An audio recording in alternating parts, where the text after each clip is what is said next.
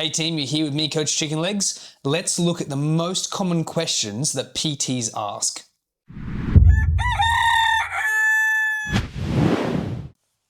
All right team, let's look at some of the most commonly asked questions that PTs have.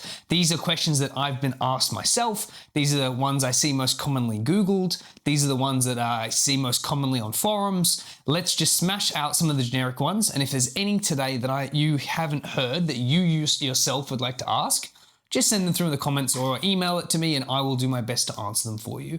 But let's run through and have a look at some of these most common questions. So, how many days a week should I get a client to train? Now that's a big depends. It depends on client's fitness levels. It depends on what the client is trying to do. And it depends on how much time the client has. So if you have like a client in their 60s or 70s who's retired and doesn't really have a lot to do, they might want to gym every day to keep them in a routine. So your program would then be adjusted to allow them to do that.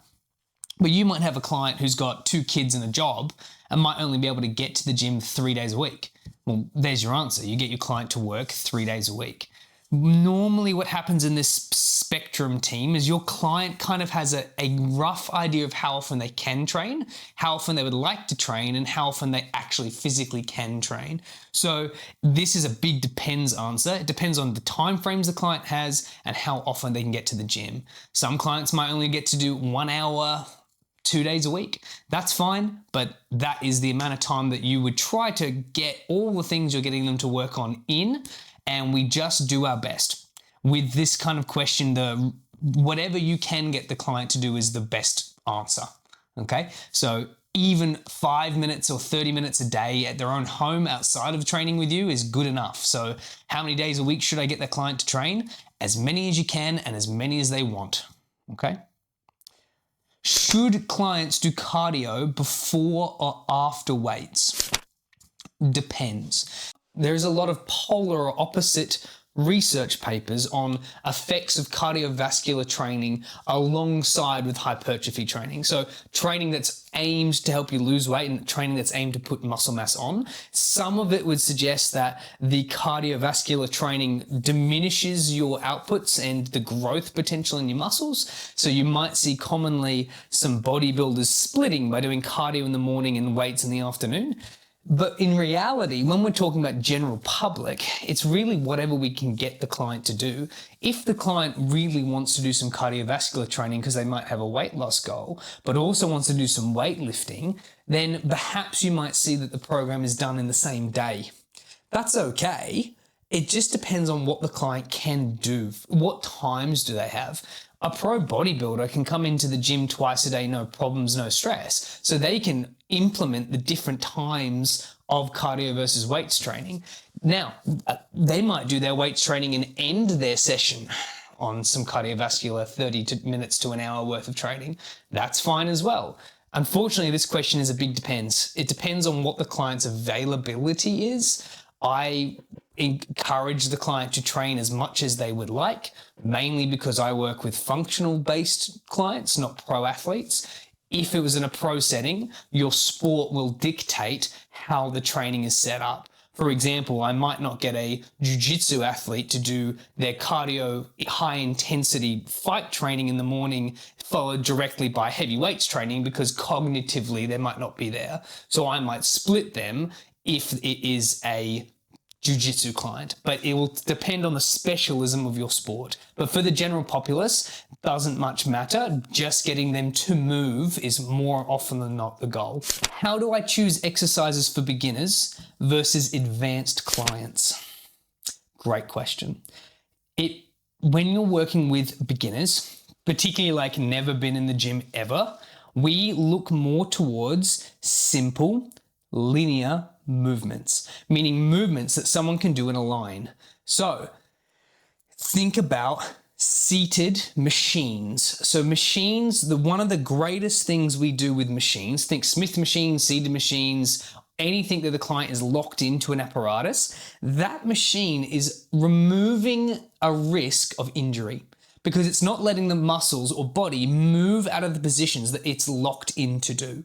Okay, so they're really friendly for beginners because they're not in a space where they can make massive amounts of mistakes to injure themselves. It's not common. If I get myself in a bicep curl machine, it doesn't let me do anything other than bicep curl. I can't rotate my joint to injure it.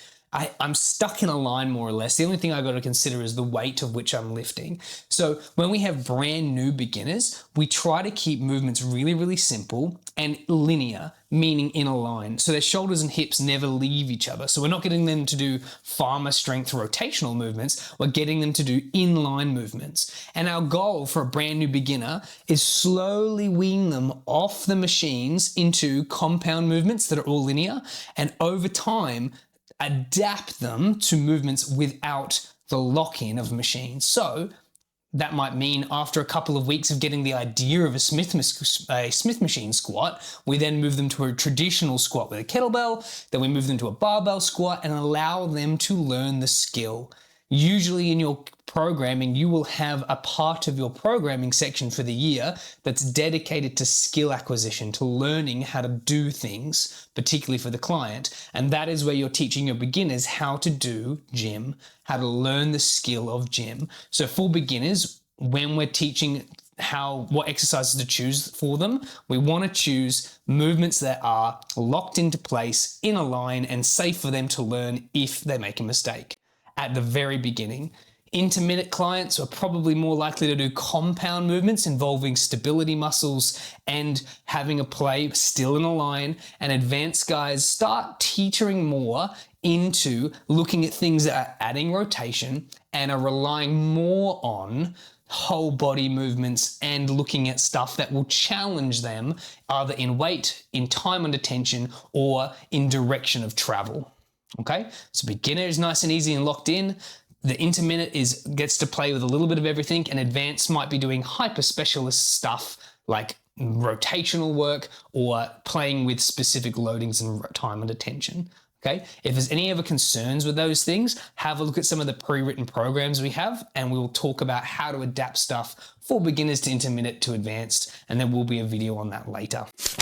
Now, how do I know when to progress or to deload a client? Now, this is, again, it depends. It depends on your personal preference. I am an advocate for doing at least one deload week between 8 and 12 weeks. Ideally, 8 weeks is kind of the sweet spot I like to find.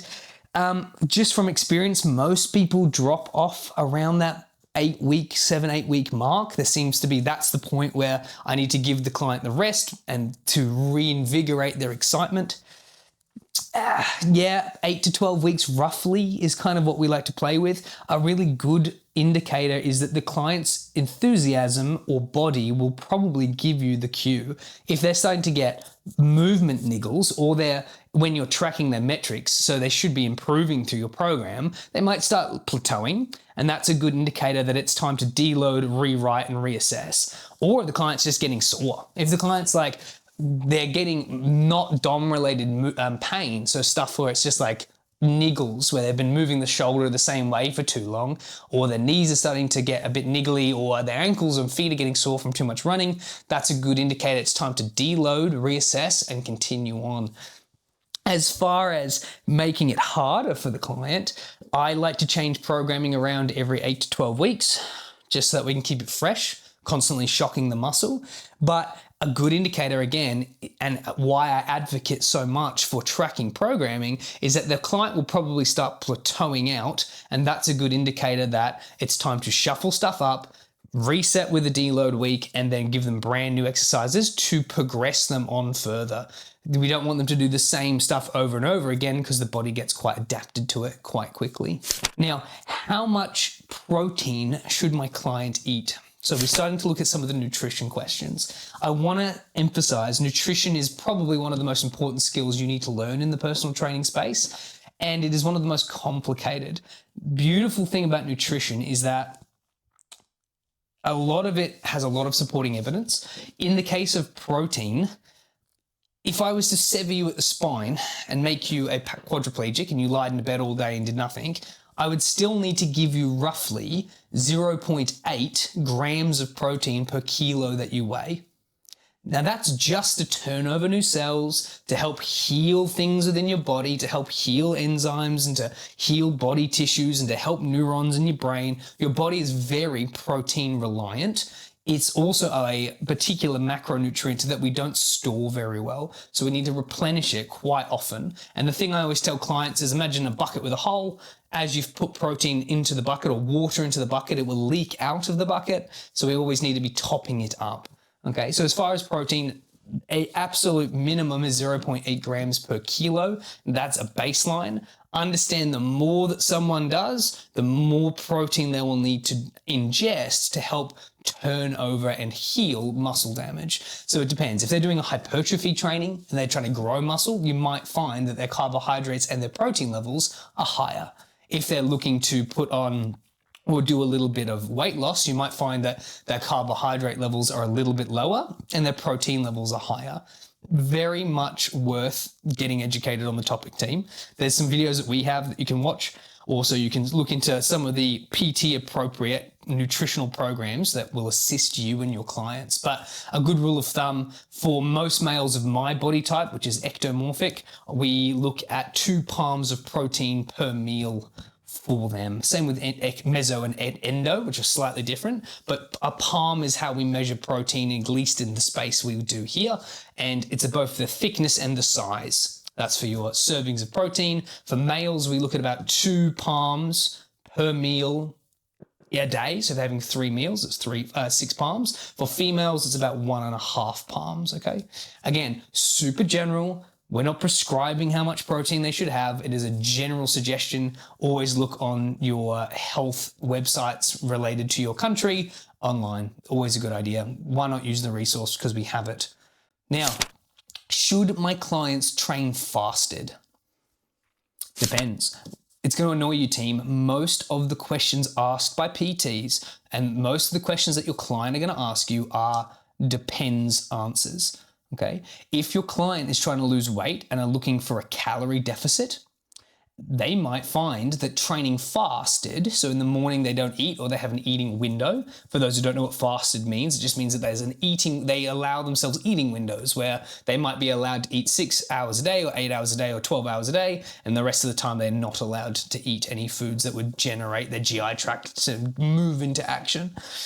Should you train fasted? It depends, okay? If you feel unwell training with a belly full of food, then there's no harm in training fasted. As long as you're still getting your required calorie intake for the day, it doesn't much matter.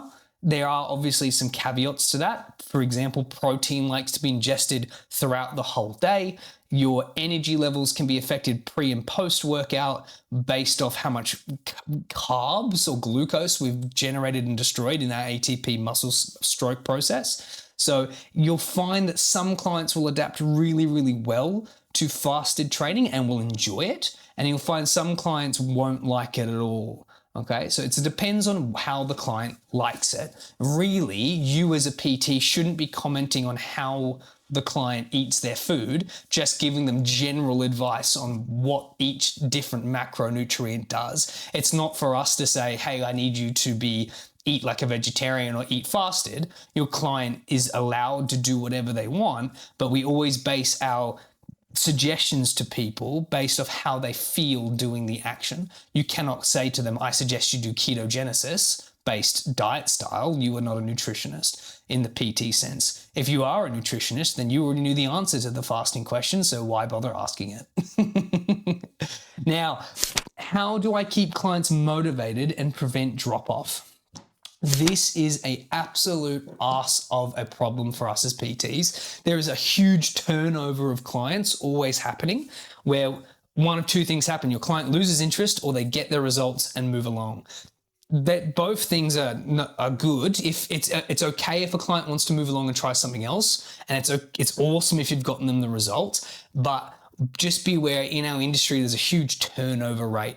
Now, as far as motivation, again, I've found that between 7 and 9 weeks is when my clients start to drop off in their activity levels, in tracking their metrics, in showing up in their own time, because the excitement of this new thing kind of fades after that amount of time. There's also some neurological reasons that's the case, but it's for deeper discussion than this video is going to go into. What I like to do personally is around that time, 7, 8, 9 weeks, sometimes 12 if it's a dedicated camp, I'm going to give the clients a week where they have no programming, and I heavily suggest they don't come into the gym at all unless it's for recovery specifically. I'm also going to encourage that during that week there is some sort of social event for my group classes that I've organized. Why? The week off represents the build-up of tension. It's like people want to do stuff when they're not allowed to have access to it. It's a psychology-based thing. It's taking a toy that a kid wasn't playing with off them to make them want it more. So when I say, hey, I don't want to see you in here at all for the week, it gives me a rest and time to work on programs for the next round. And it also makes the client, allows them the kind of like cheat week, a cheat day where they don't have to train at all and they can enjoy the sleep-ins, they can enjoy this routine break, which often, counterproductively to what you'd think, actually makes them want to come back more. And I love that trick.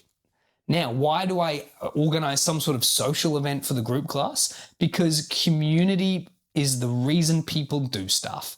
Most of the time, my clients who I've had for years are ones who immersed themselves into the community and became a part of the ecosystem.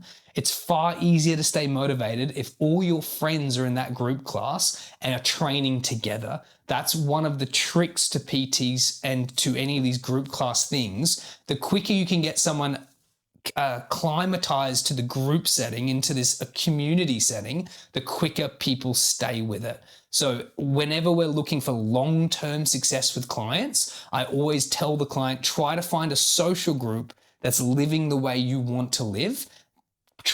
Involve yourself in that social group and then watch how quickly you change. We are, after all, social creatures, and that is a technique that PTs should be using to allow themselves the ability to keep clients for long periods of time. It goes beyond just your coaching then. They stay for the atmosphere and for what the community provides them outside of training. It just happens to be in a gym. So keep that in mind. That's a really valuable insight inside PTs. And that's something I would suggest you guys do. Social events are just worth their weight in gold. Just amazing. Now, what course or cert should I do next after my Cert 3, Cert 4? Great question. Your community is going to guide you. And what I mean by that is the clients that come to you will have specific issues.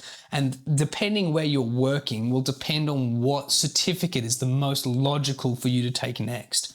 Okay, so if you're in a gym that's really high injury rate and there's an outcry for a recovery coach, you might start moving more into the educational route that is recovery and rehab.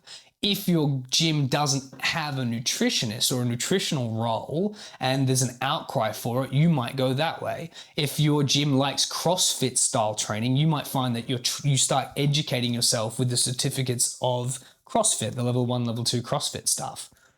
Your gym will tell you where to go.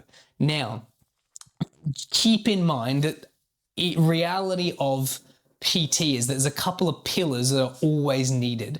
You always must know how to do selling. You must always know how to do marketing. You must know how to do programming. Those three things you must know those things, because if you don't have a program, there's no point selling it because there's nothing to sell. If you don't know how to program, useless, very, very challenging. You need to find a mentor and learn how to do that. If you're marketing something you can't sell, there's no point. And if you're trying to skip those steps, it's very, very challenging, okay? What I've found in my experience with some of the other coaches I've helped along the way is that more often than not, you must have your nutritional skills, your rehab skills, and your programming skills. These are musts. The question is why? Because the majority of your clients will either need recovery training throughout their programming, have an injury already, or if they're working in a pro sport, they will need rehab around the actions of that sport. So eventually you're going to need to learn how to do that anyway. Nutrition is one of the centerfolds of the absolute pinnacle of coaching and training, because without nutrition, all the training doesn't really amount to anything. I cannot lose a lot of weight if I just train and eat like shit. However, I can lose an amazing amount of weight if I just eat really well and don't do any training. So it is absolutely crucial that you know your training. And then programming and specialization also is really relevant. So usually one of those three things will be dipping as the other ones raise. So I personally like to jump between those things. How good is my specialism? How good is my nutritional education? And then how good is my recovery coaching? So my suggestion to you is look into recovery coaching with stuff like Institute of Motion and other you can even look at exercise physiology or physiotherapy. You can look at programming, again, exercise physiology, physiotherapy. You can look at sport-specific powerlifting or jiu-jitsu coach or swimming coach or whatever. And nutrition, you look at stuff like Precision Nutrition and the other really awesome nutritional educational systems out online. The beauty of online is it is so easy. We will put these videos up around those three things as we go. But for now, those are things I would heavily suggest you look into. Should I learn rehab skills or stick to performance? Same answered kind of in what we just talked about. It will depend on what your gym requires. If your gym's clientele where you're making your money needs a performance coach more than a rehab coach, do that. If your clients and gym need a rehab coach more than a performance coach, do that. What are the planes of movement in simple terms? The only two that I ever really discuss, because I don't want to confuse clients or confuse PTs, is the linear plane and the transverse plane. Linear plane is any time that you are moving in a line, and transverse plane is cutting you from across the body, as if I pulled you apart from your belly button, so you've got your torso and your lower limb. So think anything rotation is transverse, and anything in a line is your linear. There are many names for your different kinds of planes, but those are the only two that we ever refer to. Anything more than that is just fluff. Clients don't give a shit about fluff, and unless you're talking to health professionals, then it's not worth learning. But linear is really relevant because that's anytime your shoulders and hips move in alignment, which is most traditional movements in gyms settings. And anytime your body is moving in rotation is usually transverse planes, okay? How much should I charge per session at my gym? Depends. Who would have thought? Depends is the answer. For most people, I recommend starting at a level that is appropriate for your gym, and then as the demand for you increases, so too does your price. So that way you can filter out the time wasters and start making a reasonable amount. I have seen one of my recent clients started his costs at $40 an hour. He then got booked out incredibly quickly after doing a series of promotional things. Then when he was booked out, he increased his prices to $60 an hour, which he told his clients about. He lost maybe 5 of his 20 clients, which opened up spots for the new range of clients. After a couple of months of running at 60, he bumped it to 80, lost a couple clients, but made spots for new ones. And then he's continued doing that now. He's gone up by $20. I think he's on 140 now, and he's still got full books. Because the reality is that you would think you would lose more clients by increasing your prices, and you do, but you lose clients who are time wasters or who can't keep up with the style or product or level of skill that you're providing. Okay, that's really relevant. If you are able to give a service that is worth the amount of dollars that you're charging, then it doesn't matter what you choose to charge because your clients will understand the benefit. The issue we run into here is that PTs will charge really large amounts without actually having the skills to back them up. Okay, but I always go off the rule is that if my books are full, it means my price is too low. Usually, and then you'll find the happy level, but you must usually start lower to then increase over time because you've got to prove yourself, particularly if you're in a new gym. You've got to show that you've actually got the capacity to do the things you've promised that you can do. Okay, how do I attract more clients? If you're doing an amazing job, you'll probably attract more clients from word of mouth, marketing, Facebook ads, There's a rule of 100 where if you're sending out 100 outreaches a day for 100 days, you're probably going to fill your books up. And that's the one I usually use for new people, is that send 100 emails or 100 reach texts to friends, or going on the website or the Facebook page that your gym is affiliated with and messaging privately every single person who's put a like on any single image, just checking in and saying hello to them. These kind of little tricks are really helpful. I like to go around the gym and hand out like energy drinks like Monsters when I buy them on special, because it builds rapport for the client with you, and that's usually a quick way to get clients. But the rule of 100, where it's 100 pieces of outreach for 100 days, and if you're really eager, you do $100 worth of marketing a day, or 100 minutes worth of video edits and marketing a day, however you want to apply the rule of 100. But I've very rarely seen books not be filled after that level of effort, which does, of course, indicate you probably need to put the hard yards in to get those said clients. What's the difference between PTs, physiotherapists, and exercise physiologists? Exercise physiologists, the way I tell clients this, because there's a lot of differences and we could deep dive as much as you want, but I like to say physiotherapists get you from the bed to walking. So whenever you've had the big injury, this thing that's really knocked the winds out of your sails, the physio is going to get you from that injury back to the normal. So you're now back to where you were. The exercise physiologist then gets you from where you were to better. Because if the physio only gets you to where you were got you injured. So the exercise physiologist's job is to work alongside the physio to get you better than you were, or get you back to sport, okay? Physio gets you out of bed, exercise phys gets you out back to sport, back to life, okay? So the clinical setting and the educational setting is one heals and rehabs and physically manipulates you, so that way you're no longer in pain and you've got longevity.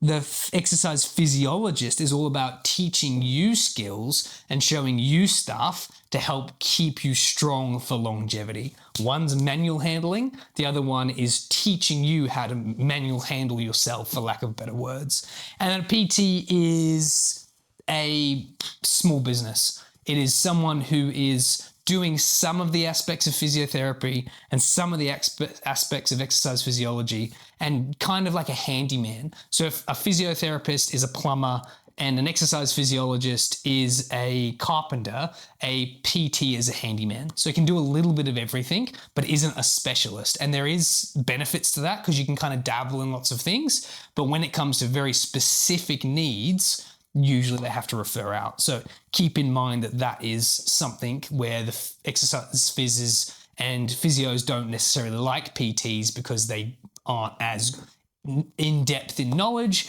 However, PTs often don't like exercise physiologists and physios because they're can be perceived as too locked into one thing, where the answer isn't always the super scope. It might be a combination of many things.